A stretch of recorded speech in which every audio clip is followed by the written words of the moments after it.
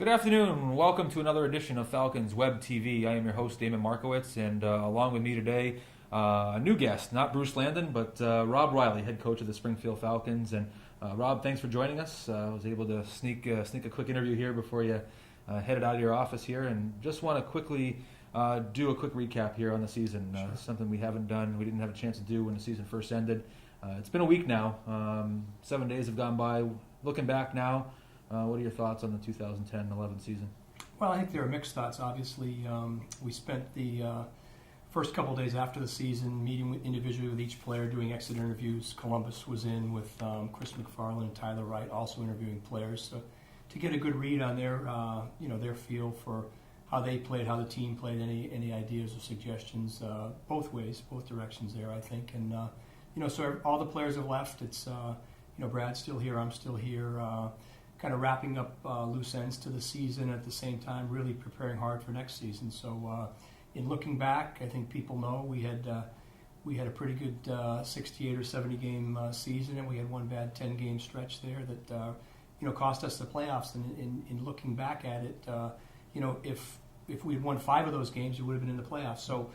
We were pretty close, but I think some things happened, some call-ups, some injuries, some trades. A lot of different things happened that we weren't able to respond very well to. You talked about the exit meetings, and I know it's something that Bruce and I touched upon last week. I want to get your thoughts on it as well, because Bruce and I, we know they go on, but we don't get to sit on the inside. I know you can't give out all the information that goes on, but to the fans that may not know what the exit meetings are about, just walk us through and what your process is. Sure. I think we have probably a 15-minute segment where we sit down with each player and we really open it up to them. We ask them, what their thoughts were, how they felt they played, how was the team, any ideas, suggestions, things you liked and didn't like. And for the most part, obviously the veterans are a little bit more apt to make a suggestion or a recommendation or maybe a constructive criticism on a practice or a game or a pre-scout, any of those different areas. And everyone's quite a bit different, but so we get a good feel for exactly what they thought the year was like and how they felt they played. And then it comes in our court, and we come back, and we're very honest in our opinion and how we felt they played this year, their ups, their downs, and most importantly, what they need to do moving forward as far as next year, how they have to play and improve their play, and in the off season, what things they need to be working on to make sure next year they come back with a big season. Now, I want to take you back to about a year ago. You were hired in August.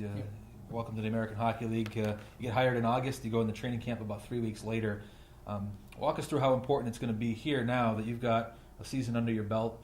You're going to have a full off season now. I think you and Brad Larson literally were together maybe a week before you got thrown into games in Traverse City last year. Now you have a chance to catch your breath, have a full off season to plan. What's that going to be like? Well, I think already we're much more comfortable with each other and what we have to do.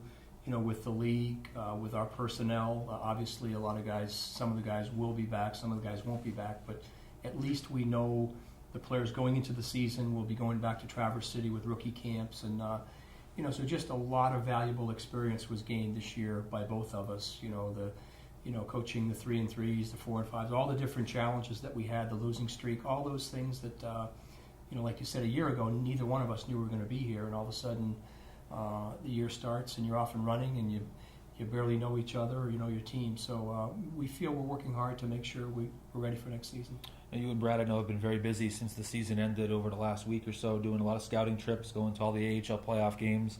I know you're watching a lot of NHL playoff games as well. Just walk us through your scouting assignments that you and Brad have been going through here in the spring. Was that something that was planned, or just something that you have that hockey itch that you want to get out there and see some games? I think a little bit of both. We talked to Bruce and Chris McFarland on maybe what some of our needs are, some of our openings. Brad's been to Hartford twice. I was up to Manchester and then was down to Wilkes-Barre last Saturday. So we're trying to see as many of the teams as we can. And I think for us it's good to learn about how these teams play, watching them up, rather than when you're playing against them. It's very hard to focus on your team and also on their team. So it's been kind of an interesting dynamic there in watching these teams. But most importantly, we're looking for individuals who possibly might be available. We know we've identified who they are, and maybe we'll find someone there that's on the list that we can recommend to Chris and to Bruce and kind of go from there. But it's been a real good hockey week for us. Fans always ask, even though it's April, when the season ends so early, It's our off season, but there's still probably 2 months of hockey left. So you get asked a lot about players returning and the roster for next year. What's the plan from an organization standpoint with Columbus and your input there as far as from now up until free agency, and then once the free agency period starts? What's kind of the game plan through that time? Well, I think a lot of it, Damon, is contractual obligations. So you know pretty much who's under contract and who will definitely be back. From there, you look at your veterans. A lot of times, teams, year to year, the veterans change, and so we're really looking closely at our leadership guys, our older guys, seeing who will fit in for next year. And really, once we do that, we have till I think it's July 1st to sign any of those guys. And if they are signed, obviously, that's great for us. If not, they go out into the free agent market, and as do many of the veterans. So we'll see how that plays out. Brad and I will have, by then it'll be Chris and Bruce will be working very hard and knowing exactly what our needs might be and who we need to replace. Other than that, it's pretty easy with the guys on a contract. They're just working and coming back for next year.